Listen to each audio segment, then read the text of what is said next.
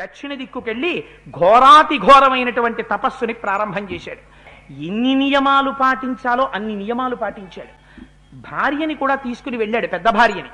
బ్రహ్మగారు సంతోషించేటట్టుగా 1000 సంవత్సరములు కూర్చుని తపస్సు చేశాడు. అన్ని నియమాలు పాటిస్తూ భార్యతో ఉంటే ఈ కాలములోనే ఆయనకి 4 కుమారులు కూడా పుట్టారు.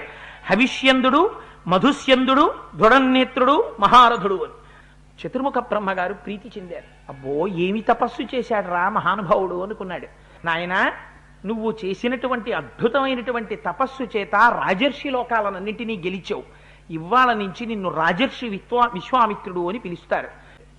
ఏమిటో 1000 సంవత్సరాలు తపస్సు చేశాను. రాజర్షి అన్నాడు బ్రహ్మగారు నన్ను. ఇంకా ఎప్పటికీ రాజర్షి నుంచి ఋషి అవ్వాలి, ఋషి నుంచి మహర్షి అవ్వాలి, మహర్షి నుంచి బ్రహ్మర్షి అవ్వాలి అని బెంగ పెట్టుకుని, అయ్య బాబో ఇంకా అంత తపస్సు చెయ్యాలి అనుకున్నాడు. ఆ రాజర్షిత్వం ఆయనకి ఏమీ తృప్తినివ్వలేదు. ఆ దక్షిణ దిక్కున అలా ఉండగా ఒక విచిత్రమైనటువంటి సంఘటన జరిగింది. ఇక్ష్వాకు వంశంలో ఆ కాలంలో త్రిశంకువు అనేటటువంటి మహారాజు గారు పరిపాలిస్తుండేవాడు. ఆ రాజుగారికి ఒక కోరిక కలిగింది. నా వంశంలో పూర్వీకులందరూ స్వర్గానికి వెళ్ళారు, నేను స్వర్గానికి వెళితే ఎలాగా? అందుకని నాకేదో కొత్తతనం ఉండాలి. అందుకని ఏం చెయ్యాలి? నేను ఈ శరీరంతో స్వర్గానికి వెళ్ళాలి. అందుకని అలాంటి యాగం ఏదైనా ఉంటే చేస్తానని కులగురు ఎవరు పురోహితుడు వశిష్ఠ మహర్షి ఆయన దగ్గరికి వెళ్ళాడు.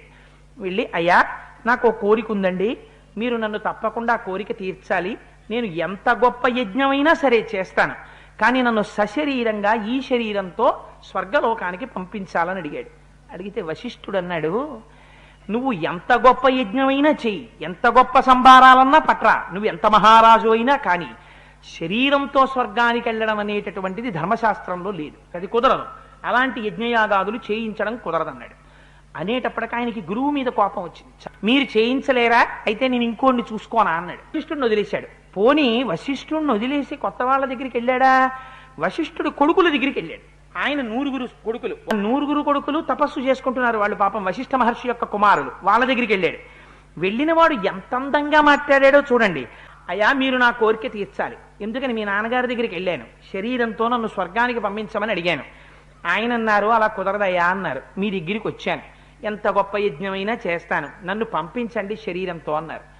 అంటే వాళ్ళు మొహం చిట్లించుకుని అన్నారు, నీకు బుద్ధుందిరా అసలు, నీకు కులగురువు వశిష్ఠుడు, ఆయన మా తండ్రి, మాకు కూడా మార్గనిర్దేశం చేసినటువంటి మహానుభావుడు ఆయన, బ్రహ్మర్షి. ఆయన ఎలా చెప్తే మేము అలా చేస్తాం, కానీ తండ్రి గారు చెయ్యనన్న పని, నీ కులగురువు చెయ్యనన్న పని, మా తండ్రి చెయ్యనన్న పని మేం చేసి నిన్ను స్వర్గానికి పంపించమా? అలా వెళ్ళడం కుదరదు, అది జరిగే పని కాదు, దాన్ని అంగీకరించదు శాస్త్రం. మమ్మల్ని అడుగుతామేమిటి? అందుకని కుదరదన్నాడు. అంటే పోని వెళ్ళిపోవాలి కదా, మీరు కూడా కుదరదు అంటే నేను ఇంకో గురువుని వెతుక్కుంటూ వెళ్ళిపోతానన్నాడు. అంటే వాళ్ళకి ఎక్కడ లేని కోపం వచ్చి వాళ్ళు అన్నారు, ఒరే నువ్వు ఇలా గురువుల్ని మారుస్తూ తిరుగుతానంటే ఏమిటి అస్తమానం, అందుకని నువ్వు చండాలుడవగుదువుగాక అని శపించారు. ఈ మాట వాళ్ళు అనగానే సూర్యోదయం అయింది. మరునాడు రాజాభరణములతో చక్కగా ఉండేటటువంటి రాజుగారి యొక్క శరీర కాంతి పోయింది, నల్లగా అయిపోయాడు. ఒంటి మీద పెట్టుకున్న ఆభరణములు బంగారమువన్నీ ఇనుముతో చేసినటువంటి ఆభరణములు అయిపోయాయి. ఎర్రటి జుత్తు అయిపోయింది, ఎర్రటి కళ్ళు, భయంకరంగా అయిపోయాడు. చుట్టూ ఉన్న మంత్రులు వాళ్ళు రాజుగారిని చూసి పారిపోయారు. వాళ్ళు ఇదేంటి ఇలా అయిపోయాడు రాజుగారిని. పారిపోతే పాపం ఆశ్వరూపంతో అలాగే తిరుగుతూ తిరుగుతూ విశ్వామిత్రుడి దగ్గరికి వచ్చాడు.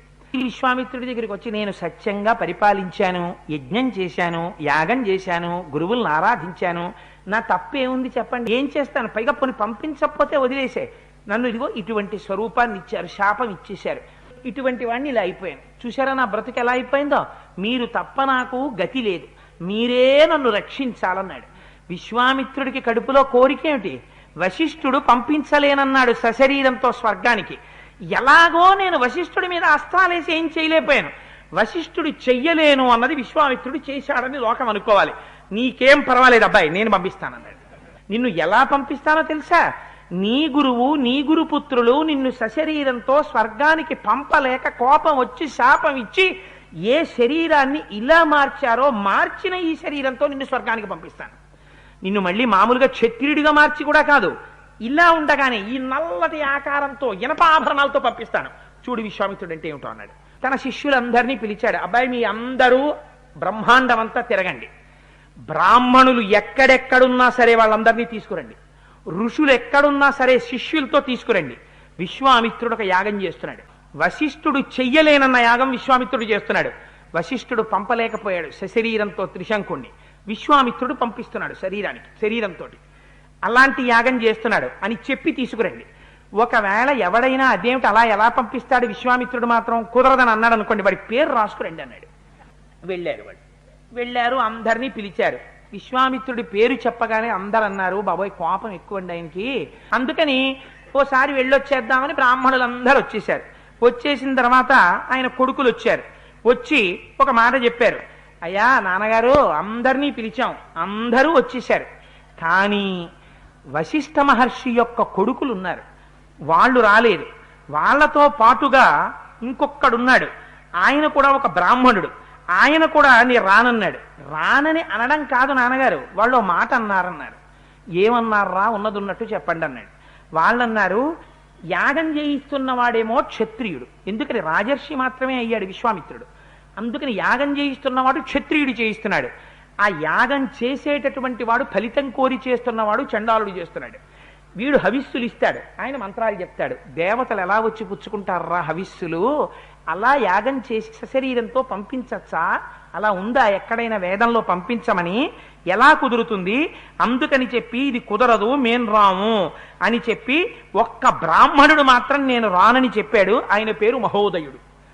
మిగిలిన వాళ్ళు రామన్న వాళ్ళు వశిష్ఠ మహర్షి యొక్క 9 కుమారులు మేము రామని చెప్పారు నాన్నగారు అన్నారు. అనేటప్పటికీ విశ్వామిత్రుడికి ఎక్కడ లేని కోపం వచ్చింది. అంతే వెంటనే కమండలం తీసుకున్నాడు, కుడి చేతిలో నీళ్లు వేసుకున్నాడు. ఇప్పుడే శపిస్తున్నాను, వశిష్ఠ మహర్షి యొక్క 9 కుమారులు మహోదయుడు, వీళ్ళు 101 మంది భస్మరాశి అయి పడిపోతున్నారు. ఆ తర్వాత 700 జన్మలు వాళ్ళు స్వీకరించినప్పుడు శవమాంసం తింటూ బతుకుతారు. వాళ్ళు ఆ తర్వాత ముష్టికులు అనేటటువంటి పేరుతో కొన్నాళ్ళు పుడతారు. పుట్టిన తర్వాత కొన్ని జన్మల పాటు కుక్క మాంసం మాత్రం తింటూ బతుకుతారు. నా మాట కాదన్నాడే మహోదయుడు, వాడు భస్మరాశి అయిపోతాడు. వాడు కూడా కనపడ్డ ప్రాణులందరినీ చంపుతూ లోకంలో అందరి చేత నిందింపబడుతూ నిషాదుడై వాడు బతుకుతాడు. ఇదిగో శపించానన్నాడు. ఏమైపోయింది తపశ్శక్తి? క్రోధానికి ఎప్పుడైతే లోనైపోయాడో రాజర్షిత్వము అనేటటువంటిది రావడానికి కావలసినటువంటి తపశ్శక్తిలో కొంత భాగం ఖర్చు అయిపోయింది. ఖర్చు అయిపోయిన తర్వాత మొదలెట్టండి యాగం అన్నాడు. అని బ్రహ్మాండంగా యాగం మొదలెట్టారు. తీసుకొచ్చారు, కూర్చోబెట్టారు. ఎవరిని? త్రిశంకుని. హవిస్సులిస్తూ దేవతల్ని పిలిచారు. ఏ దేవత హవిస్సు తీసుకోవడానికి రాలేదు. చూశాడు, కోపం వచ్చింది. ఓహో, నేను యాగం చేస్తుంటే, నేను హవిస్సులిస్తుంటే, నేను రాజర్షినని, నేను ఇచ్చినటువంటి యాగం నేను చెప్పిన మంత్రంతో పిలిస్తే రావడానికి దేవతలు అంగీకరించలేదు. ఇదిగో నాకున్నటువంటి తపశ్శక్తిని నీకు ధారబోసేసి చెప్తున్నాను. నాకున్నటువంటి అపారమైన తపశ్శక్తి అంటే ఏమిటో దేవతలు చూస్తారు. బయలుదేరి తపశ్శక్తితో వెళ్ళిపోతారు స్వర్గానికి అన్నాడు. అమాంతం భూమి మీద ఉన్నవాడు లేచిపోయాడు. వెళ్ళిపోతున్నాడు ఆయన స్వర్గానికి. పైన స్వర్గలోకంలో ఇంద్రుడు సభ తీర్చి అందరితో కూర్చున్నాడు. ఈయన రైహిమని వచ్చేస్తున్నాడు పైకి. గబగబా అక్కడ ఉన్న వాళ్ళందరూ వెళ్ళి ఇంద్రుడితో చెప్పారు, అయ్యా ఎవడో నల్లగా ఉన్నాడు, ఇనపాభరణాలు వేసుకున్నాడు, వాడు శరీరంతో వచ్చేస్తున్నాడు స్వర్గలోకంలోకి, ఇది ఎక్కడ విచిత్రమో మాకు తెలియదన్నారు. అదేమిటి అలా ఎలా వచ్చేస్తున్నాడు రా, శరీరంతో స్వర్గానికి రాకూడదు, శరీరం అక్కడ వదిలేసి స్వర్గానికి వస్తారు పుణ్యం ఉంటే, వాడు అలా ఎలా వస్తున్నాడని చూశాడు ఒక్కసారి ఇంద్రుడు. చూసేసరికి వస్తున్నవాడు త్రిశంకు వస్తున్నాడు. పైనుంచి చూసి ఒక్కసారి ఒక పెద్ద కేకేశాడు ఇంద్రుడు, ఒరేయ్ నువ్వు గురుశాపహతుడివి, నిన్ను వశిష్ఠుడు శపించాడు, నీకెక్కడుంది అధికారం స్వర్గలోకానికి రావడానికి? గురుశాపము చేత కొట్టబడినటువంటి వాడికి ఊర్ధ్వలోకాలకు వస్తావా నువ్వు, పో కిందకి, తలకిందులుగా పడి కింద పడన్నాడు. అనేటప్పటికి ఇలా వస్తున్నవాడి తల కిందకి అయిపోయింది, కాళ్ళు పైకి అయిపోయి వాడు మళ్ళీ కింద పడిపోతున్నాడు. కింద పడిపోతూ బాగా భూమికి దగ్గరికి వచ్చాక, మహానుభావ విశ్వామిత్ర కిందకి దోహేశారు పడిపోతున్నాను అన్నాడు. అనేటప్పటికీ చూశాడు విశ్వామిత్రుడు, అప్పటి వరకు వెళ్ళిపోయాడు స్వర్గానికి, సంతోషంగా కూర్చున్నాడు. వాడు గభాల మళ్ళీ కేకేశాడు, ఆగు ఆగు అన్నాడు. ఈయన ఆగు అని చూశాడు. ఎందుకు వచ్చేసావు అన్నాడు. అప్పో కిందకని చెప్పి తిరగేస్తూ వేశారు, నన్ను పడిపోతున్నాను అన్నాడు. ఎంత పని చేశారా వాళ్ళు నిన్ను, చూడు నేనేం చేస్తాను అని సురుక్కు చేతిలో ఎత్తి పట్టుకున్నాడు. నాకున్న మిగిలిన తపశ్శక్తితో ఇదిగో నేను సృష్టించేస్తున్నాను మళ్ళీ. తనకున్న తపోబలం అంతటితో అప్పటికి ఏమైపోయింది, వశిష్ఠ మహర్షి యొక్క పుత్రుల్ని శపించేశాడు, మహోదయుణ్ణి శపించేశాడు, నిష్కారణంగా పనికిరాని టిక్కెట్ ఇచ్చి త్రిశంకుణ్ణి పైకి పంపించేశాడు, వాడి కిందకు వచ్చేశాడు. ఉన్న తపశ్శక్తి చేత ఇంకో స్వర్గాన్ని సృష్టించేశాడు, దక్షిణ దిక్కున నక్షత్ర మండలాన్ని సృష్టించాడు, సప్తర్షుల్ని సృష్టించేశాడు. అయినా దేవతలు రావట్లేదు. చూస్తాను వాళ్ళ పని అన్నాడు. దేవతల్ని కూడా సృష్టి చేసేయడానికి సిద్ధపడ్డాడు. అప్పుడు దేవతలందరూ పరిగెత్తి వచ్చారు. ఇది నువ్వు చెయ్యవలసిన పనేనా మహానుభావ? ఎంత తపశ్శక్తి ఉంటే మాత్రం వేరు స్వర్గాన్ని నిర్మిస్తావా? వేరుగా నక్షత్ర మండలాన్ని నిర్మిస్తావా? మళ్ళీ దేవతల్ని నిర్మిస్తావా? మహానుభావ శాంతించు. విశ్వామిత్ర, ఇది నువ్వు చెయ్యవలసిన పని కాదు. నీకు శాస్త్రం తెలుసు. సశరీరుడై ఎవ్వడూ స్వర్గలోకానికి రాడు. కానీ నువ్వు ఇంత తపశ్శక్తిని ధారపోశావు కాబట్టి నీ చేత నిర్మింపబడినటువంటి ఈ నక్షత్ర మండలం జ్యోతిశ్చక్రానికి అవతలుంటుంది. అవతల ఉండి అందులో ఈ త్రిశంకుడు మాత్రం తిరగబడి తల కిందకి కాళ్ళు పైకి పెట్టుకుని ఆ నక్షత్రాల మధ్యలో అలా ఉంటాడు. అలా మేము వరం ఇస్తాం, అంతేకాని ఇది స్వర్గలోకానికి మాత్రం తీసుకో అన్నాడు. సరే అయితే అన్నాడు. యాగం అయిపోయింది, మీ అందరూ బయలుదేరండి అన్నాడు. అకౌంట్ ఓపెన్ చేసి చూస్తే మళ్ళీ జీరోకి వచ్చింది. ఎందుకని? తపశ్శక్తి అంతా అయిపోయింది. ఎందుకని? మళ్ళీ వశిష్ఠుడి మీద కోపం. ఆ కోపంతో ఏం చేశాడు? మళ్ళీ అక్కర్లేని పని అంతా చేశాడు. చేసి ఇలా కాదనుకున్నాడు, నా మనస్సు ప్రశాంతత కావాలి, అందుకని చెప్పి నేను ఇక్కడి నుంచి బయలుదేరిపోతాను అని చెప్పి ఒక్కసారి పశ్చిమ దిక్కుకు వెళ్ళిపోతానన్నాడు.